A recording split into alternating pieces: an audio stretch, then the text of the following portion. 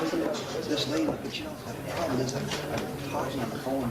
She said, email me. She's like, yeah, I don't know who to call back. And the most recent one of the guys call every 2 weeks. Oh, there's some good bitches. No, I think I saw one. Very quick. All right, good afternoon, everybody. I'm going to call the Budget Committee to order. And there are no consent items or confidential consent items. And the first item of business before us is to appoint a chair for the term. And Councillor Lischina. I'd like to move that Councillor Adams be chair for the 2019 budget. Councillor Adams, are you willing to accept that? Yes, ma'am. Are there any other motions? Councillor Albert. I move they be closed. Any objection? All those in favor of closing nominations? Congratulations, Councillor Adams. You are Mr. Chair. Can I trade seats with you? Why don't you just stay where you are, because you're all set up with your device and everything. Aye, aye, sir. And I'm okay. I can look down the aisle here. So, I'll shut that. Before we go any further, are there any declarations of pecuniary interest? Seeing none, thank you. We have before us three items. One is the 2019 rates and fees. The second is the overview of the 2019 operating capital budget. And the fourth is the Kerr Street grade separation project. Staff, I believe you've got a number of presentations to do. Do you wish to go through the presentations first, and then we'll go to declarations if there are any today? Through you, Mr. Chair, I'll just do a brief introduction, and then Catherine will provide an overview of the budget, and then we'll do the after that. Thank you. I look forward to that.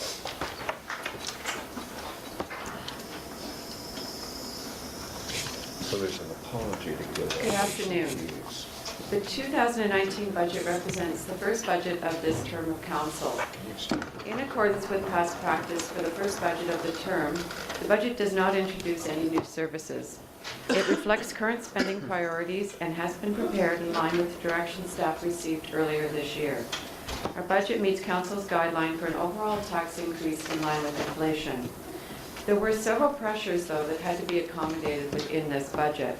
These include rising costs due to inflation and market conditions, fuel prices, revenue adjustments required to bring revenues in line with current expectations.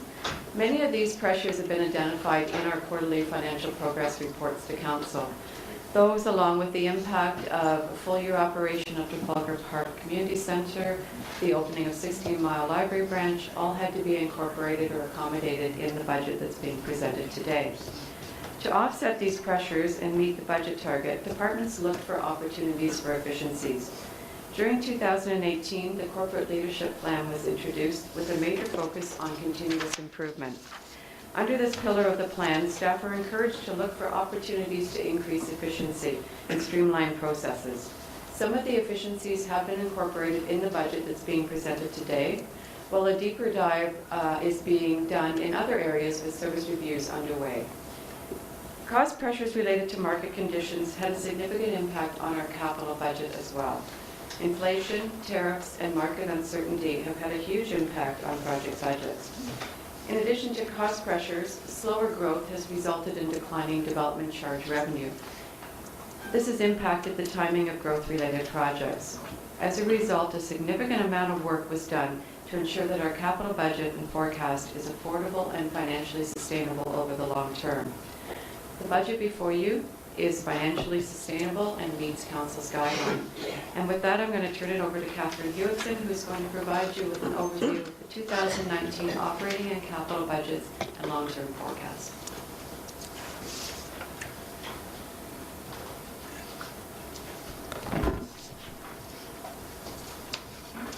Good afternoon, everyone.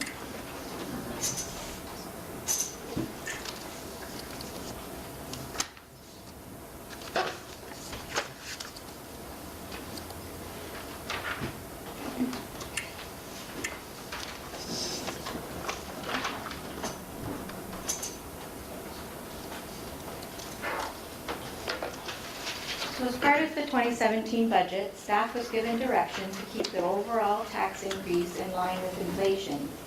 The budget being presented today has been prepared in accordance with this direction. Today's presentation provides an overview of the 2019 operating and capital budget and a brief overview of the rates and fees included in today's agenda. The budget documents have been distributed this morning and are also available on the town's website. The remainder of the Budget Committee meetings have been scheduled for January, with Commissioner presentations on January 8th, public delegations on January 10th, and deliberations on January 22nd.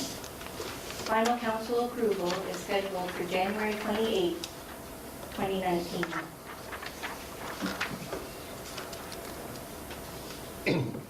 Based on council's guideline, a target of 2% has been set with the Bank of Canada inflation forecast.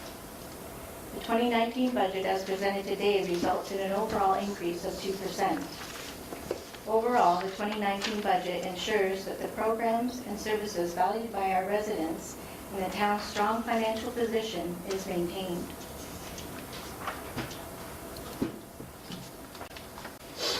During the course of 2018, items have been referred to the Budget Committee for consideration. The referrals are listed in the chart for your information. Both the Downtown Mitigation Strategy and the Canada Day event have been included in the 2019 operating and capital budgets. Recommendations for the event strategy are currently under review, which will be explained by Commissioner Bell in more detail in her presentation. In addition, there is a report on this agenda on the Kerr Street grade separation for your consideration as part of the budget process. Jill Stevens is here today to answer any questions after this presentation. Finally, there's a report on tonight's ASC agenda in regards to the municipal accommodation tax. It should be noted that the budget has been incorporated into the 2019 budget already.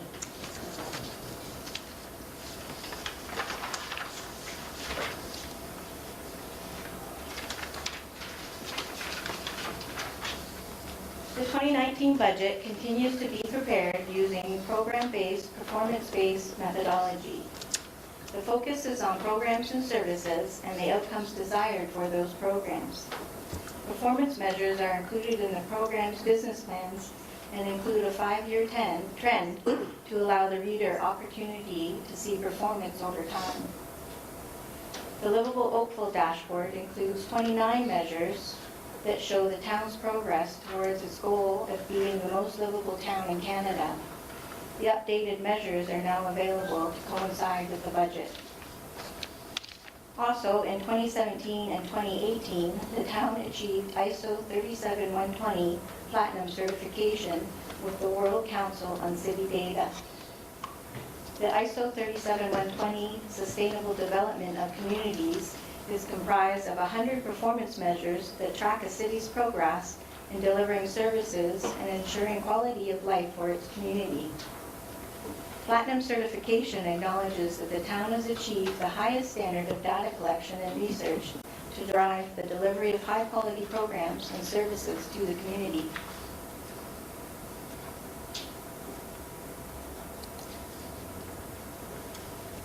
So the town's base budget is made up of two components, the existing service base and infrastructure and new services. The existing service base provides for the same level of service as provided in 2018. Base program expenditures include the cost for personnel, fuel, utilities, materials, other purchased services, which are subject to inflationary increases and change of market conditions. The base budget also includes the annualized impact of new service enhancements already approved by council in previous years. The 2019 budget includes the final phase of the municipal enforcement strategy, which was identified in the 2017 budget, as well as the full cost of the Trafalgar Park Community Center that was opened in September of 2018.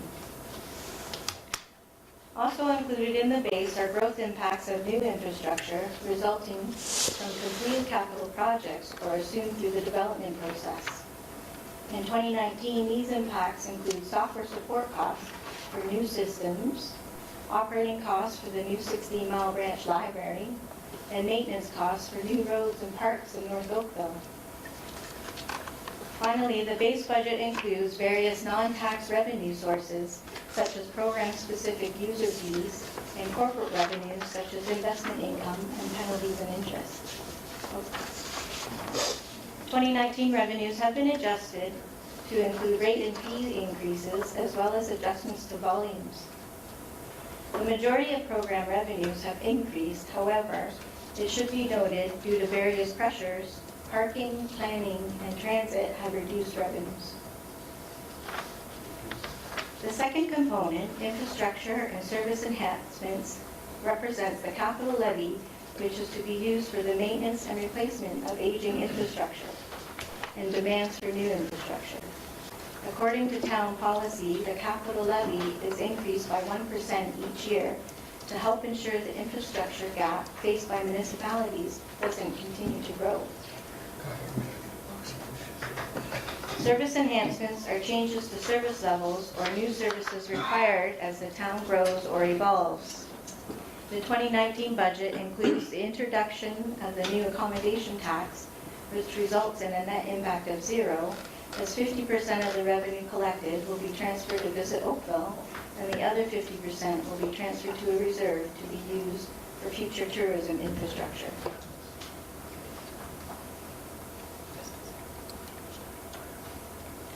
So overall, the 2019 gross operating budget totals $337 million, which is required to run the town programs and services and provide increased funding for infrastructure renewal.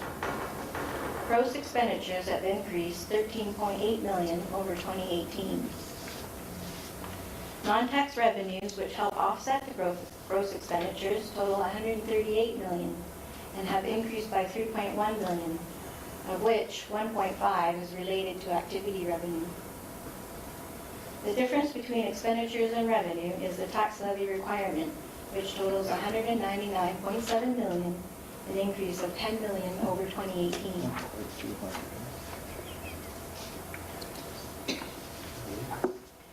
This chart shows the $199.7 million net tax levy funding by program. Outside of corporate revenue and expenditures, the largest net program budget is emergency services at $36.7 million, followed by transit at $23.5 million and infrastructure maintenance at $22.8. Corporate services include back office functions such as Service Oakville, strategy, policy and communications, regulatory services, legal, HR, finance, and IS&S. Some programs such as parking and building do not have tax levy support.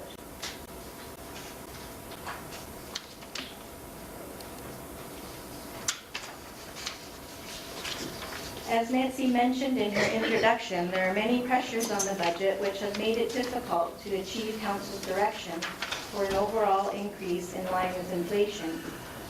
In addition to the capital levy, that is 1% of the tax increase, several other pressures had to be managed. Personnel costs have been revised to include inflationary increases for salaries and benefits, job rate evaluations, step movements, and result of recent collective agreements for Unifor, OPFFA, and QP 5438. Excluding impacts from growth, personnel increases total $2.5 million, which is 1.3% on the tax levy. Growth impacts as a result of new infrastructure from a capital program or assumed from development, including the annualization of Trafalgar Park, total $2.2 million and represent 1.2% of the increase. The construction price index for Toronto has increased by 5.2% from Q3 of 2017, representing a significant impact on the cost of materials, in particular vehicle parts and the cost of building materials. In addition, over the past year, fuel and utility costs have been rising. Fuel rates have averaged 15 cents higher than the rate used at the time of the 2018 budget. As a result, $1 million has been added for fuel and utilities and $0.3 million for parts and construction materials.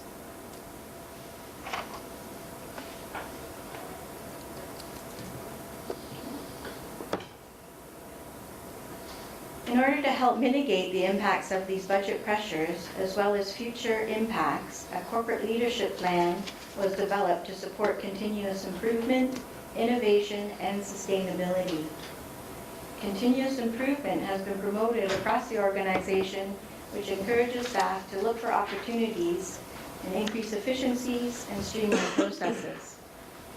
As a result, some operational efficiencies or strategies have been identified for 2019, and several other program areas were identified for further review, which are now underway. The efficiencies identified for 2019 include Oakville Transit. Oakville Transit analyzed their ridership data of the various routes and segments of routes to assess usage rates. Based on this data, adjustments to low-performing routes or sections of routes have been identified and alternative service delivery proposed in the 2019 budget. Similar small-scale exercises were undertaken in environmental policy and recreation operations, and minor adjustments identified. A corporate budget strategy was also developed to bring larger expenditures in line with typical or average spending. As a result, the 2019 base budget for winter control and professional development were reduced to reflect 5-year average spending.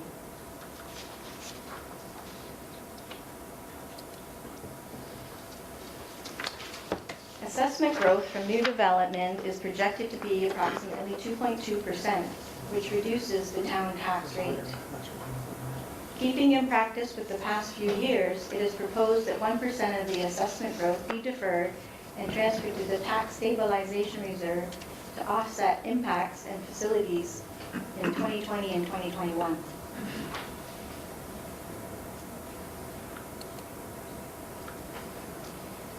So this chart shows the next tax levy change of $10 million by program. The largest increase is in corporate revenue and expenses, which reflects the annual capital levy and the transfer to the tax stabilization reserve for the deferred assessment growth.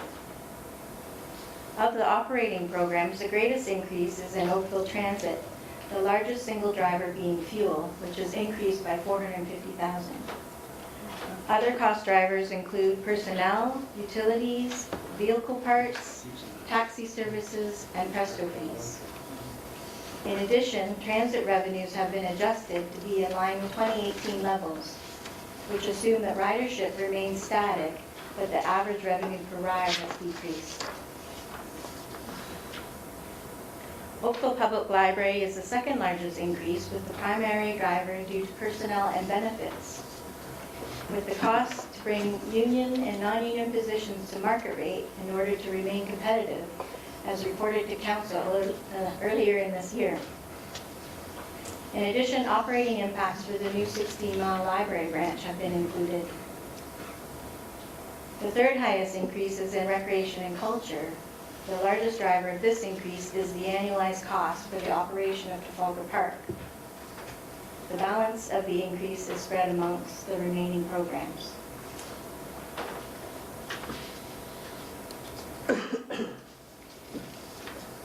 So as a result, the base budget represents a 4.3% increase for the town programs and the capital levy another 1%.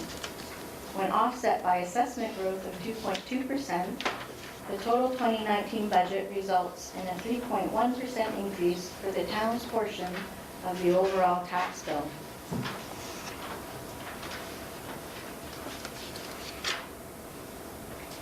As a lower tier municipality, the town is one portion of the overall tax bill, representing approximately 41%. The remaining 59% is levied on behalf of the region and province for education purposes. Council's direction to staff ensures the increase residents will see on their tax bill, excluding CDA impacts, is in line with inflation. The 3.1% increase that I have focused on was on the town's portion, which equates to a 1.26% increase on the overall tax bill. When combined with the projected region and education increases, the overall tax increase is projected to be 2%, which is in line with Council's direction.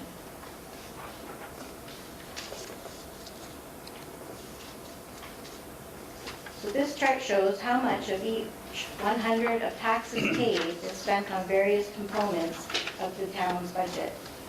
Infrastructure renewal, emergency services, and road network top the chart.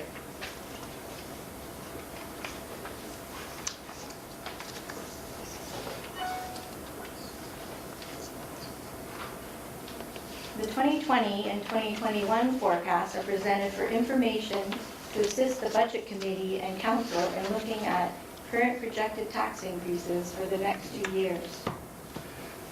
The projections include inflationary increase, the operating impacts of capital projects, and the annualization of the final phase of the municipal enforcement strategy. In addition, service enhancements for additional fire prevention and education officers outlined in the Fire Master Plan have been included for 2020. The largest pressures in 2020 and 2019 is the planned opening of Fire Station 8 and the Southeast Community Center.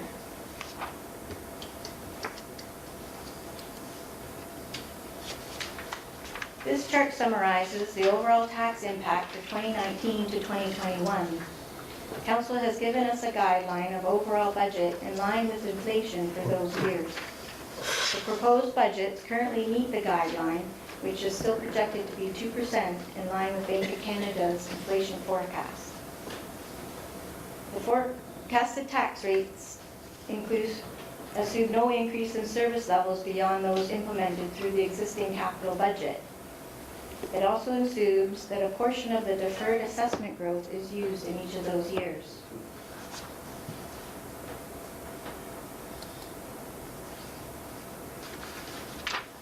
So now I'd like to turn your attention to the capital forecast overview.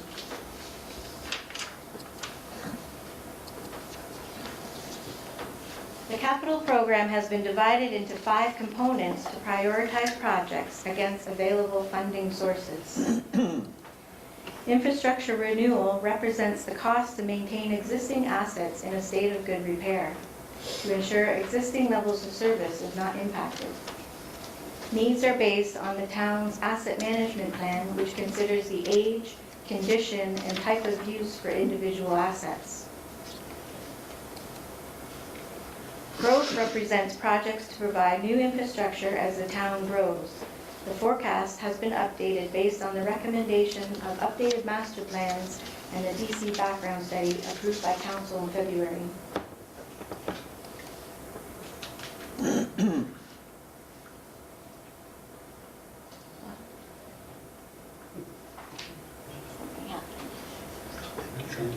No, I'm not trying to get too late.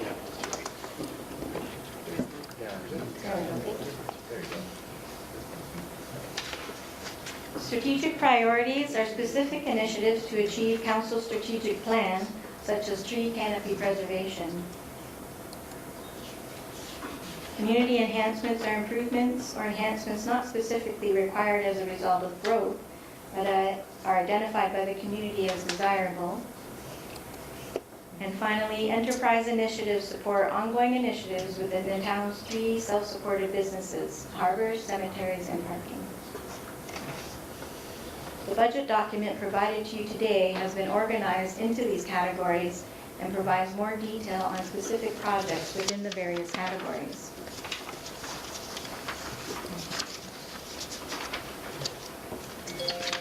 The 2019 to 2028 capital forecast and financing strategy continues to implement objectives set out in the various master plans and asset management plans, which are built on the foundation of council's strategic goals. Over the past several months, staff have been reviewing capital plans and making revision to timing of projects and cost estimates to reflect recent pricing information. As a result, there were several pressures that had to be accommodated. Many of the materials and supplies that are construction related are driven by market conditions and more recently tariffs. As noted already, the construction price increase for Toronto has gone up by 5.2%. Having a significant impact on capital costs, with many project budgets increasing 10 to 20%. In addition, over the course of the year, staff have been monitoring new housing activity in comparison to projections in the development charges studies. To date, results indicate that residential and multi-residential units are well below expected levels, which results in lower than anticipated PC funding. Finally, with the number of large construction projects being undertaken in the next few years, a strategic approach was taken to overall project management to ensure realistic delivery and completion date for projects. At the start of the budget review process, the revised capital forecast submitted by departments had increased by $30 million just for the years between 2019 and 2021. And this didn't include any new initiatives. As a result of these pressures, the timing of capital projects has been reprioritized and many projects have been pushed out in order to maintain fiscal sustainability and reserve funds at target ratios.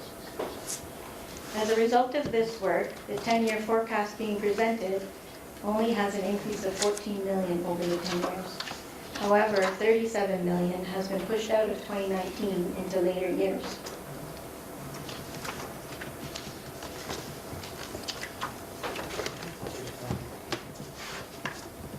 So overall, the 10-year capital forecast totals $1.2 billion, of which $116 million is included for 2019.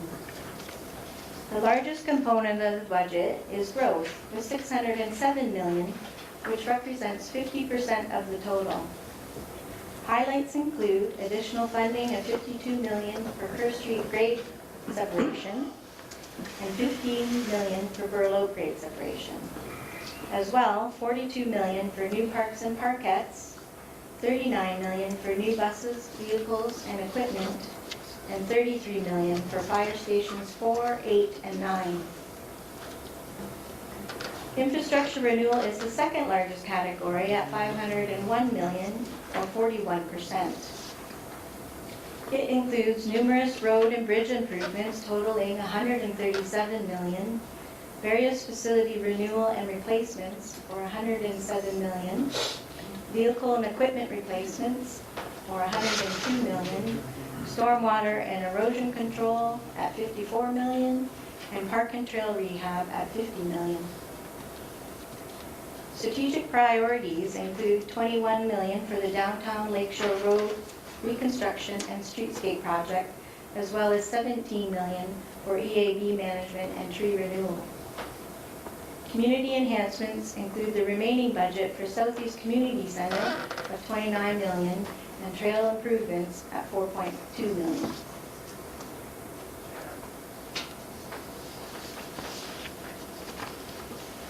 There are several sources utilized in financing the capital plan. The following chart illustrates the 10-year capital plan financing by source. The primary source of funding is development charges at $446 million, or 36%. Development charges are the primary source of funding for growth projects. The capital levy is the second largest with $362 million, or 30%. The capital levy is primarily used to fund infrastructure renewal projects, as approximately 69% of the levy is allocated to this category. This illustrates the reliance of the capital levy in ensuring the town's assets are maintained in a state of good repair. The capital levy is also an important source of financing for the growth program, as it's used to fund the town's share of growth projects. Capital reserves, building maintenance reserves, and equipment reserves represent 22% of the funding combined, with $261 million.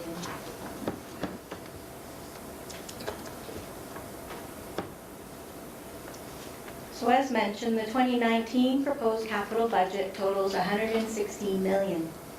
The following is a chart that shows the 2019 budget by program and includes projects for all categories. Infrastructure planning program has the largest capital budget totaling $45 million, or 39%, and includes project funding for road and bridge improvements, stormwater erosion, and traffic improvements. The second largest capital program is Recreation and Culture with 27.9 million or 24%. The majority of the budget is the continuation of funding for the Southeast Community Center at 22 million. The balance of the funding is to keep recreation and culture facilities and equipment in a state of good repair. The Parks and Open Space capital budget is 60 million or 14% of the total. Projects include various new parks and trails in North Oakville, rehabilitation of existing park infrastructure, and funds to preserve the town's tree canopy. These programs represent 77% of the total 2019 budget. The balance is distributed across the other programs.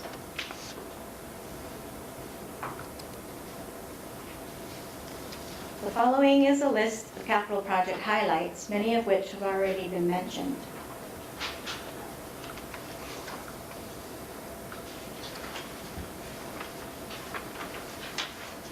The long-term capital plan is a financial plan that not only looks at capital costs of the works, but also the impact the program has on town reserves, debt, and future operating budgets.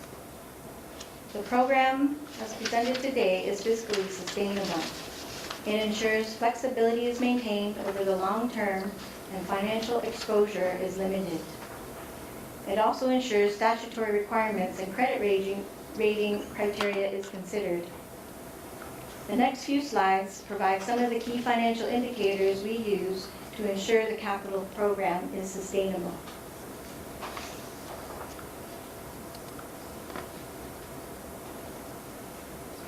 GFOA recommends the capital reserve balance is equivalent to 1 year's worth of the 10-year average capital expenditure requirement, excluding DC-funded projects. The town's non-growth capital plan is financed from a combination of capital reserves and the capital levy. Therefore, it's prudent to include the portion of the capital levy allocated for non-growth in this comparison. This chart shows that we remain at or better than the GFO recommendation. As a result of planned financing for key capital initiatives, the capital reserves dipped down in 2020 and 2021. Proceeds from land sales anticipated over the next few years will help to replenish this reserve. In the later part of the forecast, the reserve balance grows. This is due to the lower level of spending currently forecasted in those years. As we move forward, it is expected that spending will increase closer in line with the average spending in the earlier years, as priorities and service level needs are determined through the asset management plans.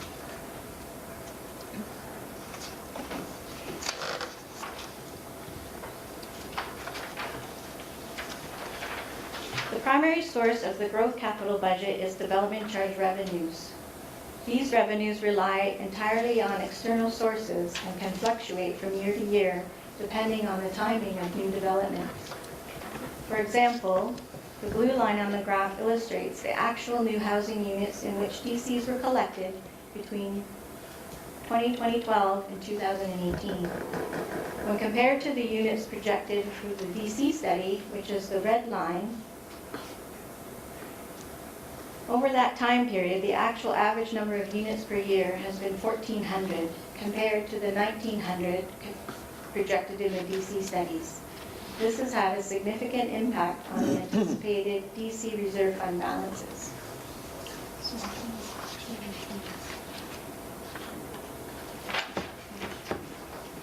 As a result of the above differences in housing units, development charge revenue projections have been adjusted in the 2019 capital financing plan to reflect those differences realized to date, as well as a slightly more conservative estimate across the forecast period. The 2019 fully committed DC reserve balance is projected to be 24.3 million. And with the 36 million required from DCs to finance the Kerr Street grade separation in 2023 and 2024, the reserve balance is then projected to result in a negative position of $6 million. In order to help mitigate the impact on the reserve funds, $10 million in debt financing has been proposed for the Kerr Street grade separation project. As I already noted, more information on the Kerr Street project has been included in the agenda.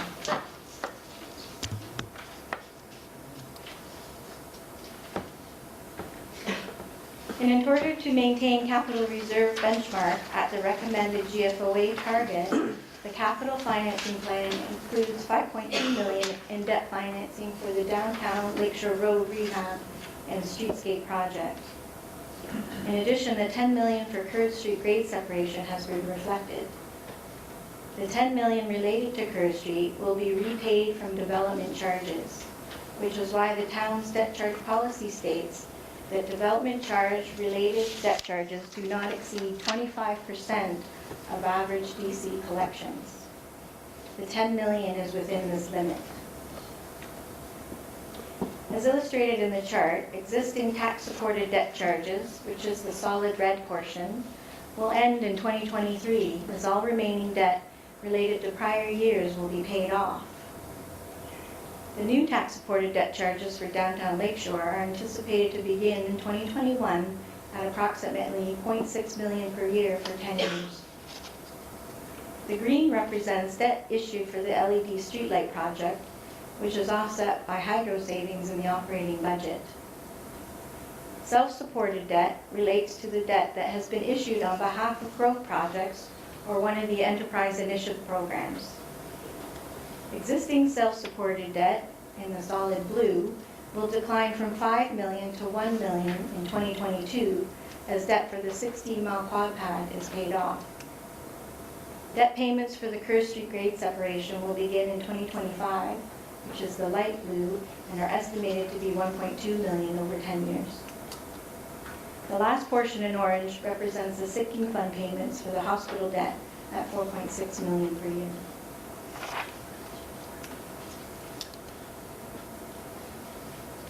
The outstanding debt principal is expected to be on a steady decline over the next several years, with the outstanding balance projected to reduce from 60% by 60%, from $117 million in 2018 to $70 million in 2028. The majority in orange being related to the hospital, as it is to be paid over 30 years. As in the debt charges table, the red portion represents the tax-supported debt, which is the smallest portion. The green for LED streetlight conversion, and the blue for self-supported debt.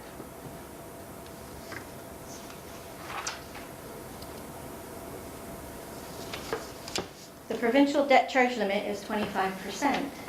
Council has prudently set the limit for overall debt at 12% and for tax levy supported debt at 6.25%. As illustrated in this chart, debt charges remain well below the town policy limits. This allows flexibility as we move forward, limiting the need to allocate a large portion of our budget to fund debt charges, which takes away the amount available to meet current and future needs.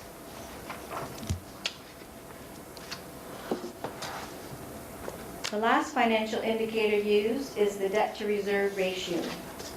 Debt rating agencies recommend that the total outstanding debt to reserve ratio remain at 1-to-1 or better.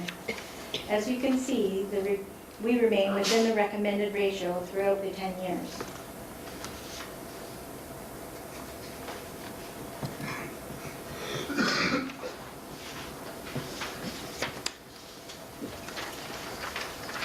Another important consideration when developing a long-term plan is the impact it will have on future operating budgets. Based on the forecast presented today, there are some significant impacts on the operating budget in future years, in particular in 2020 and 2021, as new facilities such as the Fire Station 8 and Southeast Community Center become operational.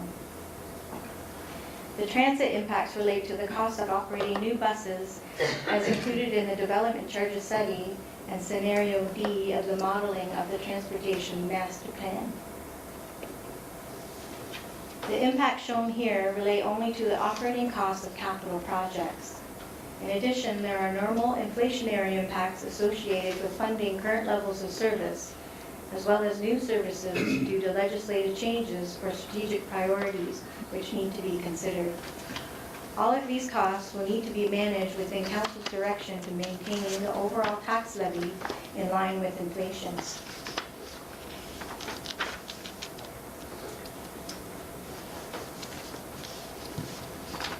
Now a summary on the 2019 rates and fees.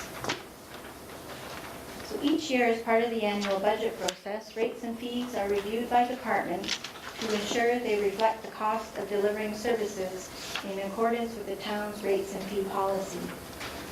The fees were posted on the town website on November 21st to allow the public time to review them.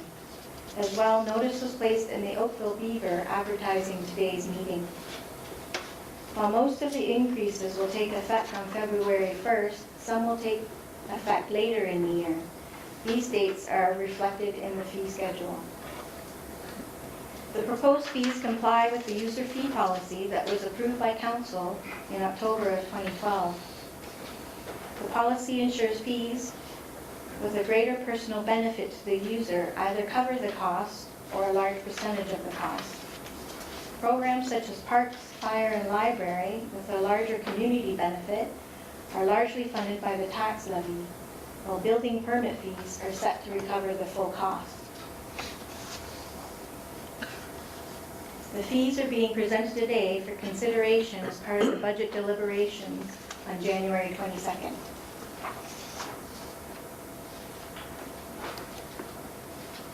As part of the budget process, fees have been reviewed to ensure cost recovery ratios are maintained as costs go up, to ensure we are not putting an increased burden on the tax levy. Staff are very cognizant of the affordability of town programs, and a great deal of care is taken when setting fees and proposing increases to keep them competitive in the marketplace. Fees need to keep pace with costs. If not, the costs are shifted to the general taxpayer. Most of the increases are inflationary and have been incorporated in the proposed budget. The fee increases represent approximately $1.5 million in the budget.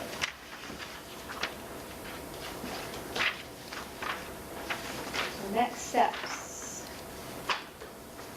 So as I already mentioned, the remaining of the budget committee meetings are scheduled for January, with council approval on January 22nd, 2019. There are many ways for the public to take part in the budget process. All the budget information distributed today is on the town's website. As well, we have copies of the executive summary available here today. Residents can provide input through the budget email or by making delegations on the 22nd. All meetings will be televised on YouTube.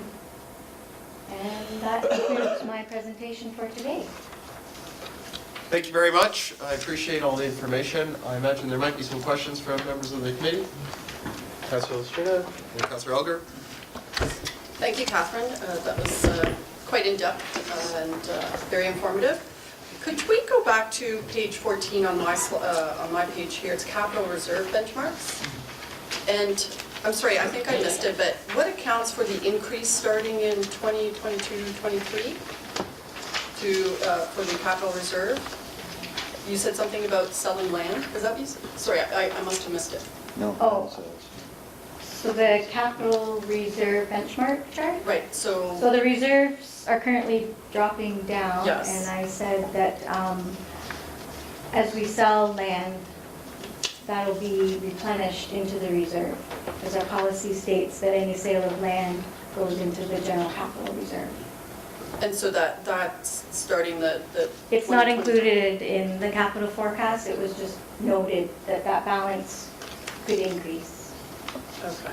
And so that was due to land sales? That's what you said? Sorry, I was hard to hear. Is that what you said? Yes, Okay, thank you. the expectation is that there will be land sales that will boost that category. Thank you. Sorry, is that it? Yes. Okay. Councilor Elgar? Thanks very much for the details. I guess when we get into the book, we'll know a lot more. I just wonder, when you mentioned fuel costs going up much more than we thought, I don't need it today, but it'd be interesting to see on a per liter what we're projecting for 2018. and how the actuals come in compared to the forecast. So I believe we have noted that in the Q3 report. Up till November, we were still seeing a higher fuel rate for the liters when compared to the 2018 budget, what was used. So when we prepared the 2018 budget, 90 cents per liter was used, and the average price is closer to $1.05. And that was, the most recent information we had was in the middle of November. Okay, and for 19, like, I don't need it right now, but where do you think we're going?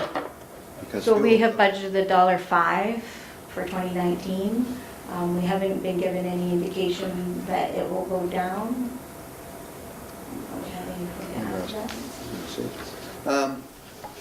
Kerr Street Bridge, 70 million going to 130 million. It does kind of raise a question as to an 80-some% increase of what we're doing differently. And I know in the report you show 90 million, whereas I wonder, I don't need it today, but if we could get the information of where we were when we projected the 70 million we were going to spend, and how it relates to the 90 million that's showing now in detail. So Jill Stevens is prepared to go into more detail on that report. I believe she has a presentation for you. Okay. So I may leave that for her, if that's okay. That would be good. Go back to a few things. Okay, fuel cost, we got per liter.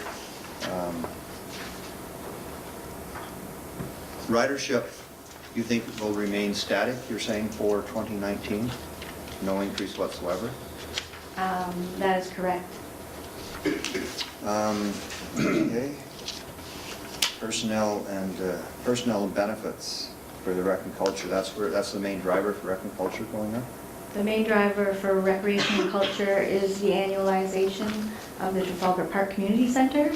It includes personnel costs as well as utilities, material supplies, and other costs for delivering those programs. Okay. And now when the 2% inflation, or what the budget's going up, so that's done on the bottom line of education not going up at all and the region going up 2%. So we're actually 3.1, I guess, eh? We are at 3.1 on the town's portion, but as mentioned, the town's portion is only a portion of the overall tax. So when you take a look that we're 41% of the overall, Right. that 3.1 equates to 1.26%. The region is currently forecasting 2%. As far as we know, I believe their presentations start next week, so there may be more information. Right. And we are assuming 0 for education. Okay. Like, I think this the debt policy, where we can go to 25%, like, this is good, what we're doing, that we're not nearly there, and what we should be promoting that a little bit to show that we're not going as the max that we, that we could go, what the process is allowing us to do. That's all I have right now, but I'll have more when we get into it. Just one thing on Cogeco. We received a note from Cogeco. Is staff working with Cogeco on that? Or are you, sorry, maybe I should say it, have you even seen a copy of the letter we've received? I believe we just received it this morning. Yes, So we okay. haven't had a chance to really review it. Okay, but we will be. Yes, definitely. Okay, thanks very much. Okay. I know that we have a representative from Cogeco in the audience today. I will go to the audience to poll for anybody who might wish to provide information today. But before I go to the audience, I'm going to ask Councilor O'Meara if you've got questions, and then Councilor Chita, I know you've got another question. Thank you very much. I know a lot of the numbers come fast and furious and the charts and these sorts of things, so if you can just bear with me, I just want to make sure we've got all the high level numbers correct here. So 2019, we're going to see a $337 million operating budget, is that correct? Gross operating Gross budget. operating budget. The 10-year forecast is 1.2 billion. Correct. Correct. This year, the 2019 capital budget will be 116 million. Correct. And then we're pushing $37 million out of the 10-year capital plan, is that what I heard? 37 was pushed out of the year 2019 into 2019, later wow. years in the forecast, Into later years. in current value of dollars. Okay, now how do we align what we're pushing out of where? As part of the budget process, staff goes through a very rigorous review of all the projects. It starts with the departments, and they put forward their prioritization, and then we spend approximately 4 or 5 days with the executive management team to try to further prioritize those projects. So we believe what we put forward meets the main priorities of the town while maintaining fiscally sustainable plan. Okay, perfect, thank you very much. Thank you, Mr. Chair. Okay, Councillor Lystrina and Councillor Nolan. Thank you, Mr. Chair. So back to slide, oh gosh, it's page 15, but it's development charge reserve funds. Okay? So we were actually really good at estimating between 2014 or 2015 to about 2017, and then quite a change there. So I'm wondering, has there been a difference in how we're estimating between what actually happens and what we see on the chart, and how is that going to improve down the road so we have better numbers regarding that? The estimates are provided as part of the development charges background study update, and they are developed by outside consultants whose expertise is in projecting housing units over the long term. The differences that you see between the actuals and the projected are just in the timing of the housing, which is very difficult to control because it's all dependent on the developers and when they bring forward their applications. But I'm assuming there's input from the town into the study as well? Yes. Because down the road, I mean, we could be getting larger and larger. Yes, Mr. Green. Thank you very much to you, Mr. Chair. And this sort of relates back to Councillor O'Meara's question. And, you know, like the private sector, one of the things we have to do as the administration and management is look at what our free cash is and what our cash flow is. And so in developing all these things with respect to development charges as the money is coming in, as Ms. Hewitson has said, we don't actually control the rate at which the growth occurs. We act, we project, and you know, each time we produce a forecast, we have to make some adjustments based on what has happened in the past. In some cases, it comes in a little higher, some cases right on, some cases a little lower. So it is always a balancing act as we do each forecast, looking in the rearview mirror, projecting ahead, and we pay attention to what free cash we have and what the free cash flow coming in.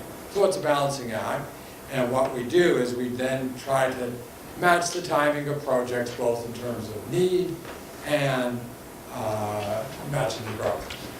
So the background study that was mentioned, does that go to 2018, or is it, are we doing an update on that? So the development charge background study was completed in 2017 for the 2018 development charge bylaw. It looks out 10 years for some services, 20 years for others, and it's based on the planning estimates in the initial plan. So they take those estimates and they project out the growth.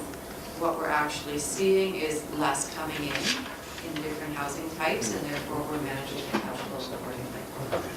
Thank you. So you're going to Okay, Councillor Nolan. variable we manipulation when we do the contract. Thank you, Mr. Chair. A couple questions. The first one is, I didn't hear anything, and it could be in the book, or if I haven't had a chance to review it, but I didn't hear any reference to net revenues from the new Municipal Development Corporation and the 10-year capital. Is that something that you're just lumping into land sales in that projected land sale realization, or is there something yet to come on that? It is something yet to come. The corporation is now set up. We are finalizing a business plan to go forward for the next 10 years. And we'll be having our first full board meeting in January, and then bringing forward a report to council as to what the business plan will present over that timeline.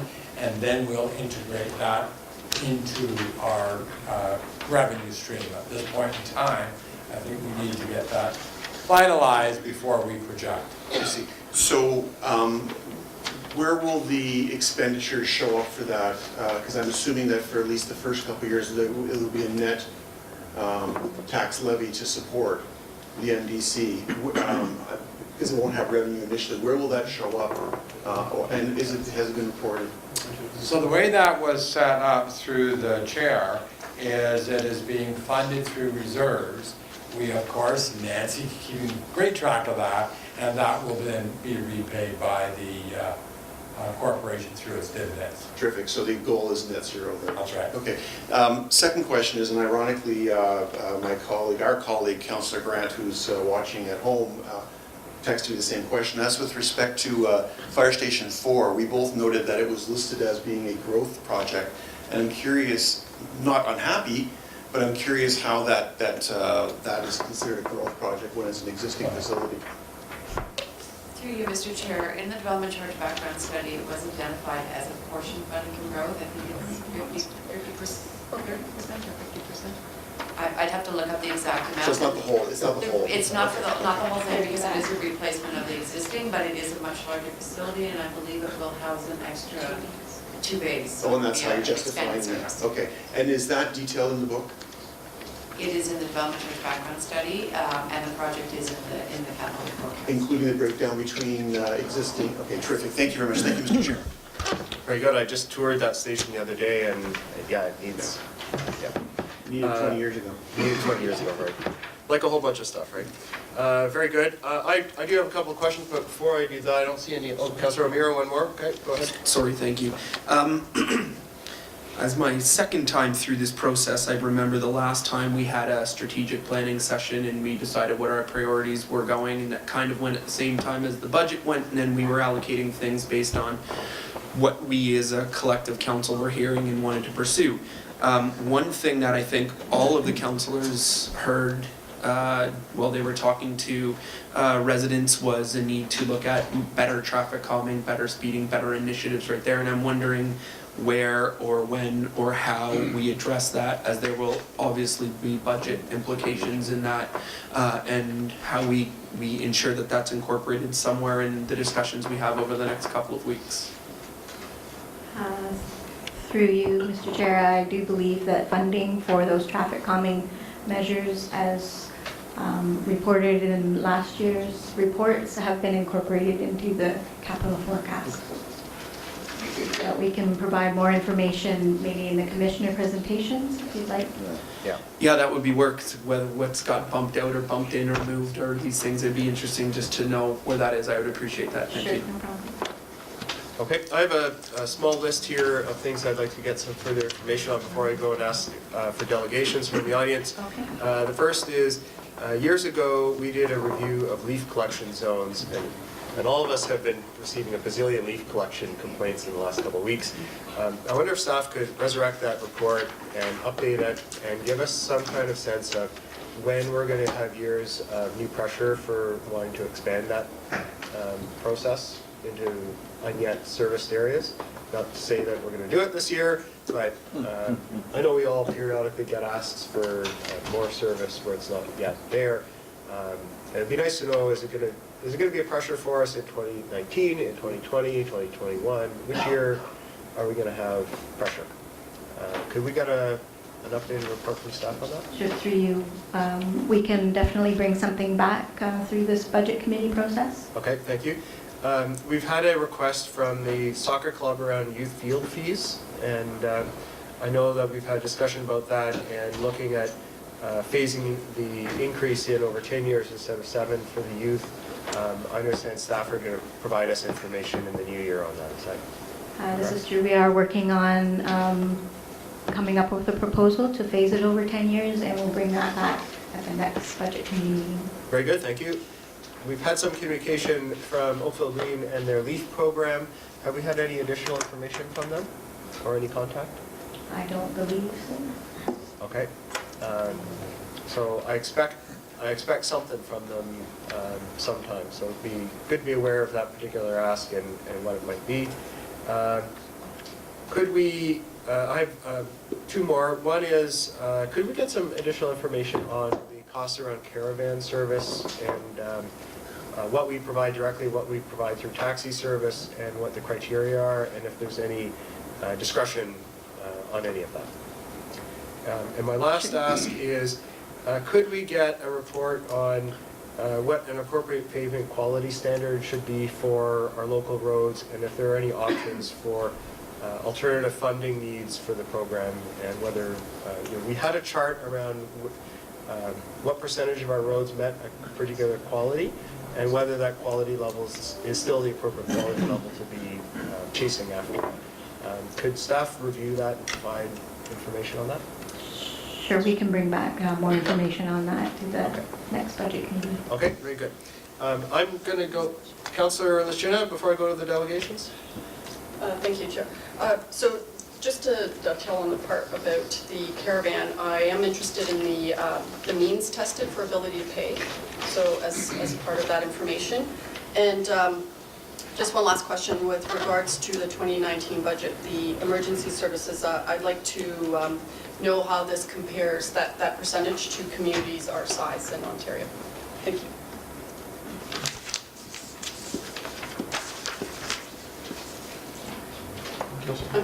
Councillor? Sorry, Sorry. Councillor, are you done? Yep. Yeah, okay, Councillor Chisholm? Thank you, Councillor Adams. Just one question with respect to municipal enforcement. I don't know if it's the appropriate venue, but I see they have in here noise indicators of equipment, update on noise meter update. The real issue we're having now is motorcycle and high-performance vehicles. I'm hoping something will come back with respect to more information regarding to the types of technology we'll have with respect to noise levels. I'm not sure, it's not specific in here what these noise meters are for. I would assume they're general, but there's a real heightened concern about a motorcycle and high-performance vehicles noise levels.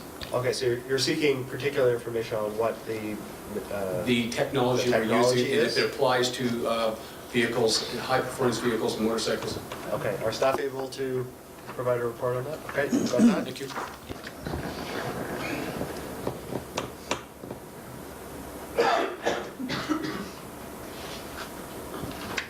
Okay, very good. One question. Councillor Elgar, one more? Just a quick question on gas tax from the province. Are we projecting any changes from what we have been receiving in the past regarding gas tax? Through you, Mr. Chair, no, we are not. I know they had originally given indication that funding would increase, but we have kept it at the same level as we have been currently getting, to take a conservative approach at this time. Okay, thank you. Okay. Very well. So we've got the 2019 rates and fees and the overview of the operating capital budget. I know that we've got members of the public that are here. And first of all, I'd like to apologize. I understand that there may have been some miscommunication about when this meeting was going to happen today, and that some people may have been told 9:30 this morning, and so I apologize if there was any miscommunication. I hope that hasn't caused any undue stress for anybody's day. Now, we will be having delegation days in January.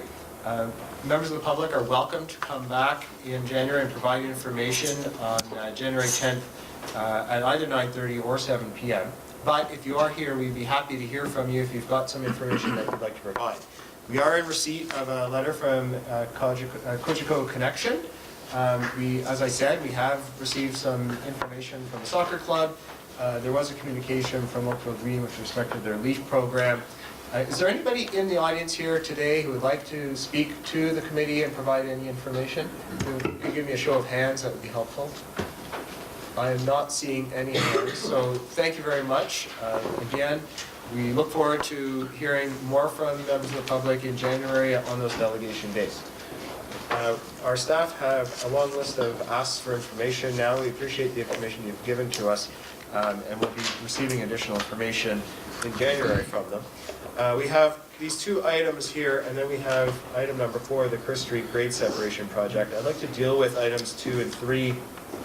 Item 2, we're looking for a motion that the rates and fees established in the rates and fees schedule, I'm going to add here as revised in the memo of December 11th, I think is required. Attached as Appendix A to the November 21st, 2018 report from the Finance Department be reviewed for implementation on February 1st, 2019, and incorporated into the 2019 operating budget. 2, that bylaw 2019-002, a bylaw to provide for the establishment of fees to be charged in the processing of applications made in respect of planning matters subject to supplemental notes, and to repeal bylaw 2017-126, be forwarded to the council meeting on January 28, 2019 for approval. 3, that amendments to existing bylaws containing fees be presented directly to council for approval as required. Can I get a motion to that effect, please? Councilor O'Meara, are you moving that? Yeah, do we get questions about the rates and fees now, or are you going to do that? If you've got questions about raising fees, absolutely. Yes, sorry, I do have a couple of questions on that. Go ahead. Sorry, this is for bylaw service. I didn't see anything in the rates and fees in terms of cannabis enforcement coming up in 2019, or anything extra in terms of what we may have to do. And I'm wondering if we're not expecting that, or if we're not going to be amping up anything as that goes ahead. So I was hoping to get an answer on that. From anyone. Anyone? Through you, Mr. Chair, there will be a report coming forward on the 17th of December as an overview, with a council discussion that takes place on January 14th. Coming out of that, depending on what position the council takes and what types of enforcement may be needed, we can then incorporate before the budget is concluded, if there is additional work needs to be done. Perfect. Thank you. That's it, Mr. Okay. Chairman. I'm happy to give you a motion if nobody else has questions. Thank you, that's been moved then. All those in favor? That's carried. Thank you. That deals with item number 2. Item number 3, looking for a motion that the overview presentation from the Senior Manager of Financial Planning and Policy on the 2019 operating capital budgets be received. And I'm going to add in and further the staff report on the various matters that were requested. Councilor Liszczyna, all those in favor? That's carried. Now, item number 4 is the Kerr Street grade separation. I think staff have a separate report on this, and so I look forward to that information.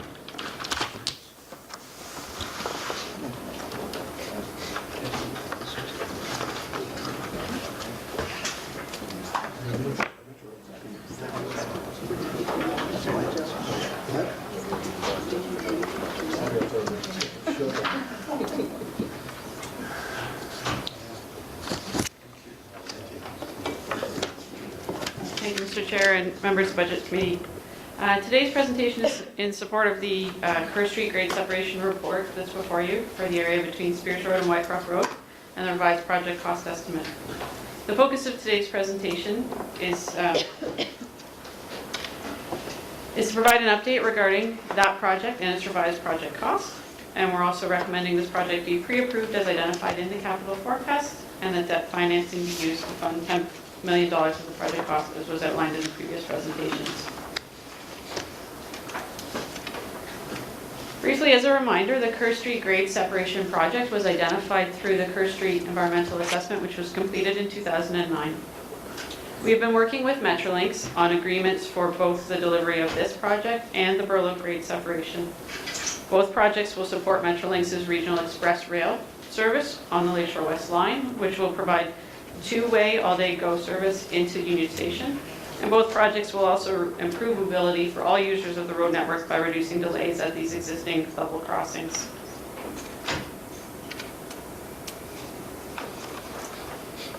On April 16th of this year, a report was presented to Planning and Development Council outlining the fundamental principles for cost-sharing agreements with Metrolinx for the Burloak Drive grade separation and the Kerr Street grade separation. That same report sought authority to enter into those agreements, provided that we adhere to the fundamental principles that were outlined in the report. The fundamental principles in the project scope for Burloak are unchanged, and therefore the report before you today deals only with Kerr Street and that grade separation project. The fundamental principles for Kerr Street grade separation, as approved in that April report, remain the same. However, the project cost estimate and the scope for the project have changed, and therefore we're providing this update today and seeking approval of the project budget and funding.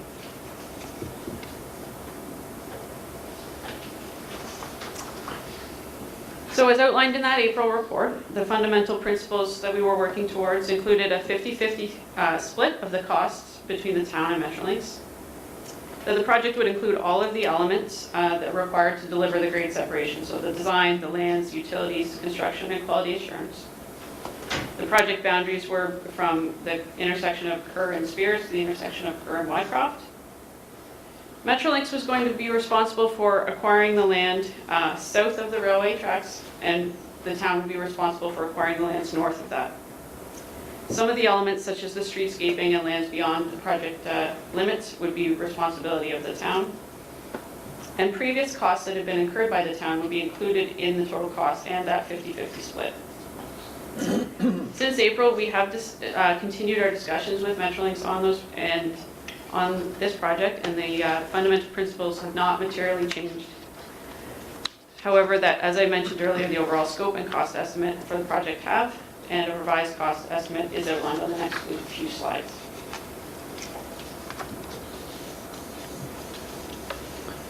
The preliminary cost estimate that was provided to you in April was $70 million.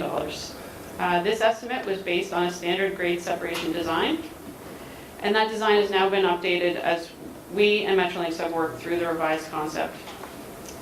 The $70 million estimate included the costs that were known at the time of the April report. But there are a number of elements that were not included in that number, including the costs associated with alternative financing and procurement, which is the process that Infrastructure Ontario and therefore Metrolinx uses as their P3. And that's the process they're using to select the consortium, which will be responsible for the design, the financing, and the construction of this project. We have updated utility relocation information, rail diversion and flagging costs that were not included in the initial design but are now in this concept. We've had to make modifications to the outfall location at 16 Mile Creek, which is requiring additional tunnel work and storm sewers. There are environmental project contingencies that were not included at that time, and the streetscape features, which were recently improved in the report in October that went to Planning and Development Committee. As well, indirect land costs were not included in that $70 million, and I'll talk about those now. The revised construction cost estimate is $90 million based on the vetted concept design, which we've been working with Metrolinx on. The largest changes to the construction costs are related to the AFP, or alternative financing procurement process, the rail detours and track works, utility relocations, and the contingencies. The preliminary estimate that was provided earlier included construction and direct land acquisition costs for the various impacted Kerr Street properties. However, it did exclude the indirect land requirements. So those are costs associated with things such as injurious affection, disturbance, or relocation damages.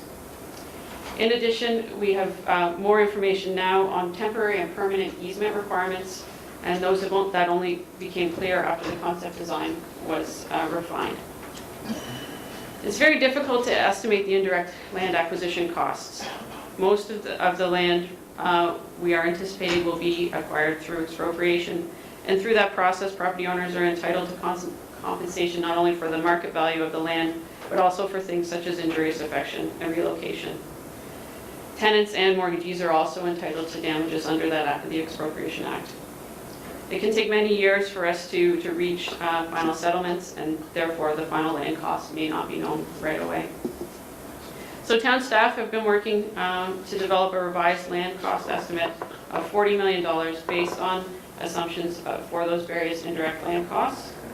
We've included historical land values and costs previously incurred by the town before our partnership with Metrolinx for the delivery of this project. And therefore, based on the $90 million for the construction and the $40 million for the land, the project estimate is now $130 million.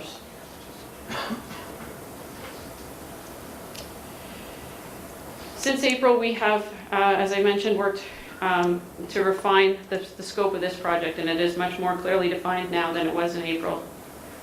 The project scope now includes work south of Spears Road, which would normally have been associated with the Spears Road project and that environmental assessments recommendations for that intersection.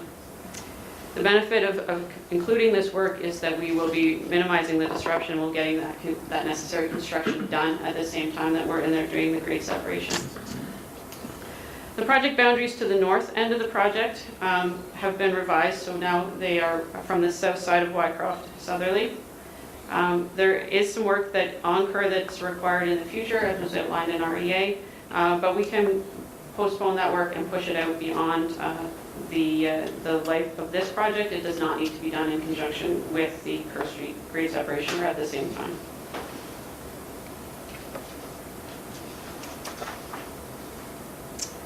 So as I've mentioned, the fundamental principles that you saw in April have not substantially changed, but there are some modifications, and the recommendations in this report are based on those modifications.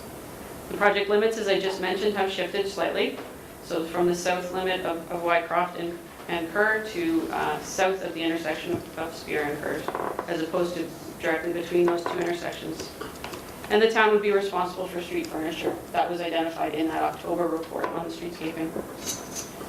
Earlier in the process, we understood that the construction-only portion of the cost would be fixed, and that would be how we split that cost with Metrolinx, but that the land acquisition cost would be based on the actual cost.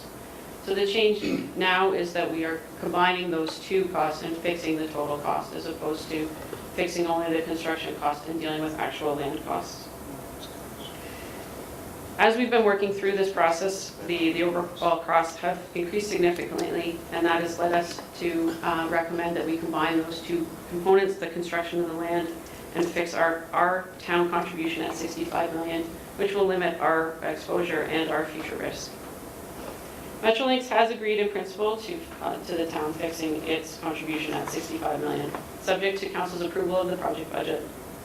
We've negotiated payment terms such that the town would make final payments in Q1 of 2023 and 2024 to align with our capital forecast. The town would also be credited for 50% of the capital works in progress that it has already incurred as part of this project. So that includes things such as engineering and surveying, the costs associated with the class environmental assessment in 2009, and the acquisition of property, as well as any costs that we incur in the near future as we assist Metrolinx with ongoing amicable land acquisition.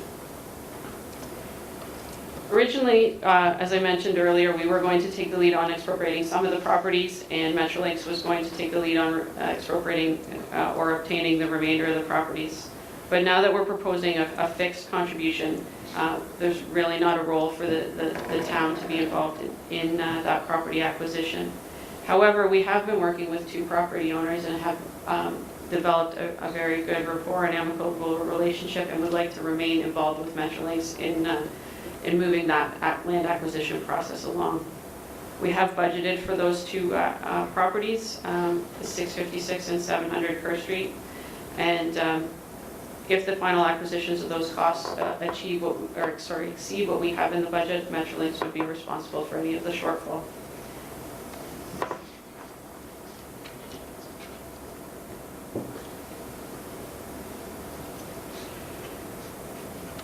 So the town's commitment to the Kerr Street project would be fixed at $65 million, with 80% of the cost funded from DCs and 20% from town sources. The project is included in our capital forecast with the town share fully funded, and the costs that we've incurred to date and will incur before the consortium is in place would be included in the project cost, with 50% credited back to the town. As we've identified, the project cost has risen substantially, resulting in pressure on our reserves, as was outlined in the earlier presentation.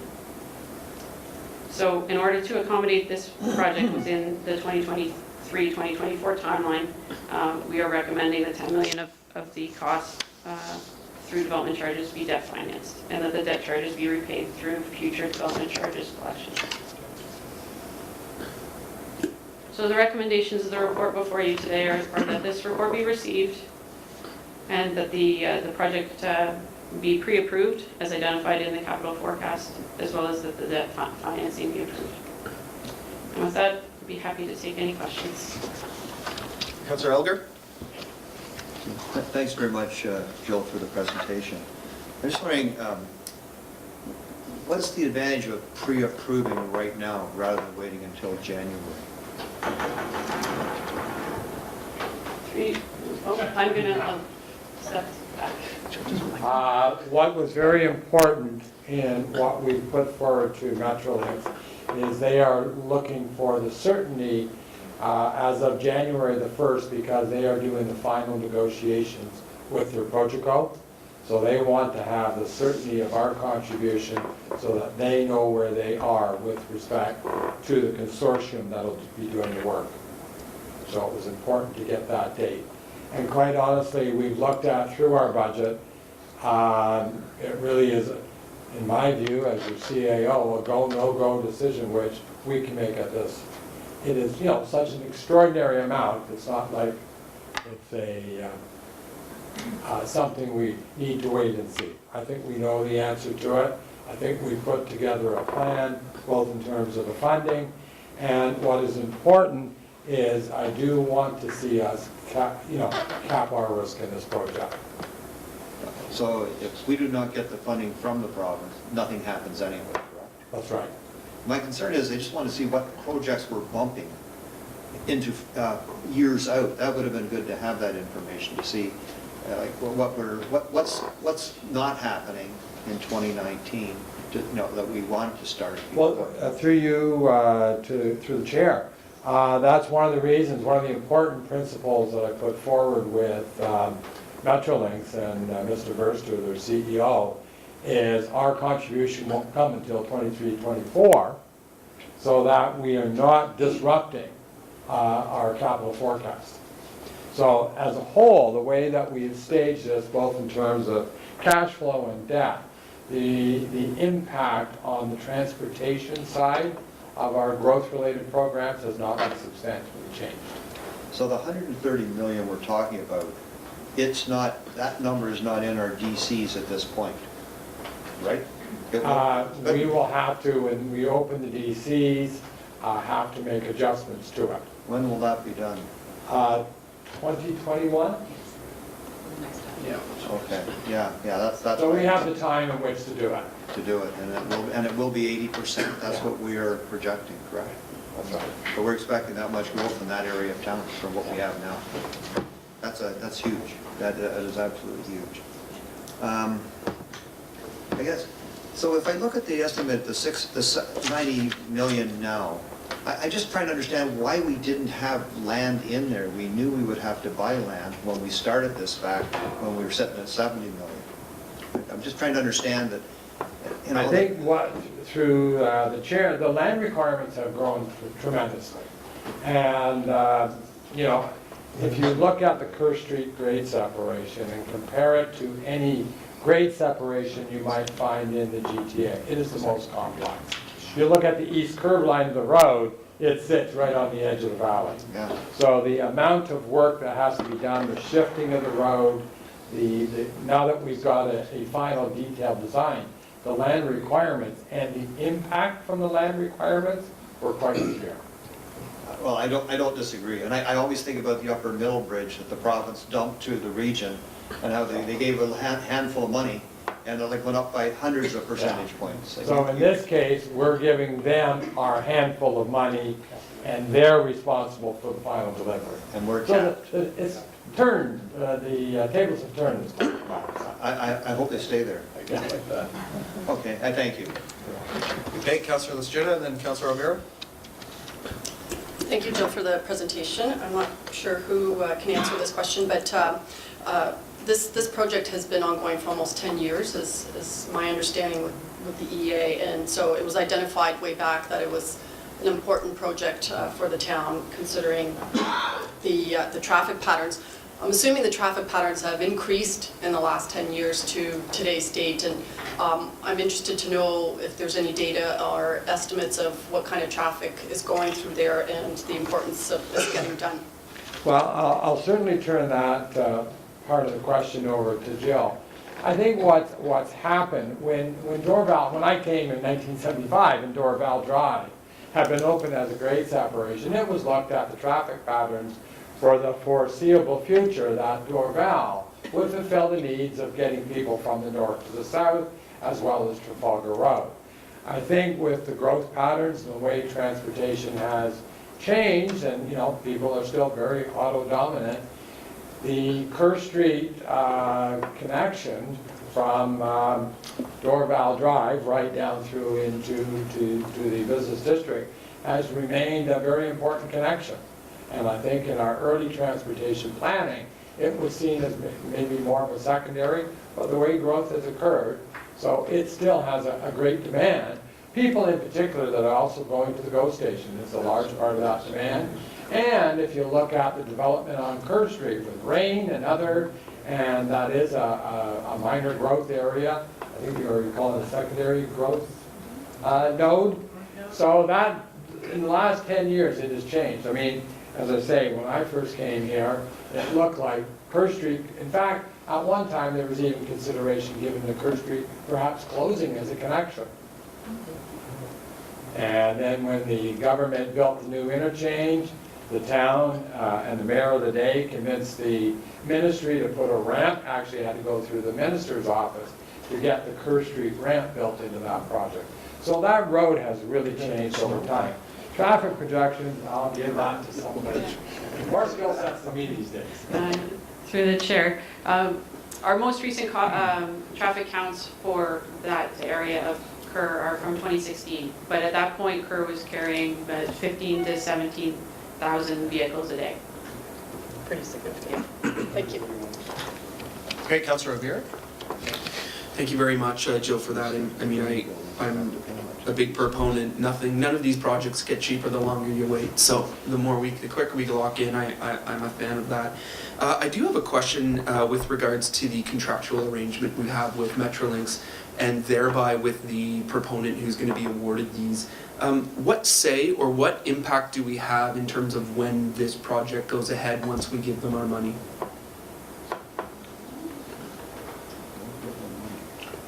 They are, and this is one of the reasons that Metrolinx is looking for this quickly, because they intend to start construction next year. This is booked, ready to go. This is part of a project for Metrolinx, which extends right from Union Station to Aldershot at various locations, including the Burloak Gate separation. This is all bundled into a package which I expect is about $1 billion. I was under the impression, having spoken to Metrolinx, that the proponent for this contract will be doing a total of 9 grade separations along the rail channel, and that they will be given sole discretion as to when and what they decide to do along with their timelines that fit their development. So that was my latest conversation I had with Metrolinx when I was asking them about the timelines with Burloak and Kerr Street, and they said it's going to be up to the construction company that gets awarded that to fit it in their 9. So I would just hope that we get some clarity that either that is or isn't the case. I believe that 9 is actually related to 9 stations as opposed to 9 grade separations. Maybe Jane has some additional. I'm not clear on the grade separations. There may indeed be more of them. But in terms of the timing, as we understand it, Metrolinx has time periods within the grade separations, especially along the lakeshore line, because they are targeting towards the electrification of that line. And once they electrify the line, the costs of putting those grade separations are significantly increased. And so they themselves have a time period to get those grade separations in. So we haven't seen the details of the contract yet. We have for Burloak, and we're evaluating that right now. As I understand it, does have some time periods in it, but that's certainly a question we can look at when we get into the details of the contract. Yeah, I'd appreciate just knowing contractually their obligations to us in terms of a timeline. In fact, what gave rise to my discussions with Metrolinx was their interest. They were concerned about the speed at which the land negotiation would be proceeding, and they wanted that sole responsibility to drive that so that they could move this thing forward as quickly as possible. That was one of the reasons I said to them, well, you know, sometimes that can cost extra money, we're not looking to start, that's how those discussions actually started. Their interest in moving as quickly as possible. No, I appreciate that. My relationship with Metrolinx, though much shorter than many in this room, has been akin to driving on the highway. It's, you hit the accelerator to 100 kilometers an hour and then slam on the brakes to 0. So I just have a bit of a lack of faith in the continual speed with which their desires come on. But if we could get some clarification of that, that would be great. Thank you, Mr. Chair. Okay, any others? Okay, thank you very much. I'm going to just quickly poll the audience. Are there any members in the audience here today to provide information to the committee dealing with item number 4, the Kerr Street grade separation project? I see none. All right, members of the committee, it's up to you. There is a recommendation before you. Is anybody going to move that? Councillor O'Meara is moving the recommendation as presented in the agenda. All those in favor? That's carried. Congratulations. All right, before we adjourn for the day, I'm just going to remind any member of the public wishing to speak further regarding an issue on the 2019 Budget Committee agenda from today can appear before Council at its meeting on December 17th, 2018 at 7 p.m. when the recommendations from this meeting go forward for final consideration. If you wish to speak as a delegation, please sign the sheet located at the back of the room or notify the Clerk's Department no later than noon the day of the Council meeting. Any PowerPoint presentations must also be forwarded to the Clerk's Department no later than noon the day of the meeting. Our next steps will be coming back on January 8th for Commissioner presentations in the morning at 9:30. We have delegation days on January 10th at 9:30 and at 7 p.m. Deliberations of this committee will be on January 22nd at 9:30 in the morning. I have an open house scheduled January 8th in the evening here at Town Hall, and I look forward to further information from the members of the public and working with them. Councillor O'Meara? I just had one request. If we're going to continue to have the meetings in this room, the individual at this side is in a disadvantage for seeing presentations if they're not either handed to us in front or sent to us beforehand. So Because of the angle there? yeah, the angle there. So if possible, if there are presentations, if they can be forwarded, then we can watch them on our devices prior. That would help. Thank you. Thank you. Mayor Burton? In the alternative, why don't we put the committee directly opposite the screen? That makes sense. Sure. All right, we will work with IT and the clerks to see what can be done. Just don't move it to the auditorium. Just don't move it to the South Atrium, okay. Very good, thank you very much, everybody. We're adjourned. I look forward to working with you over the course of the budget committee.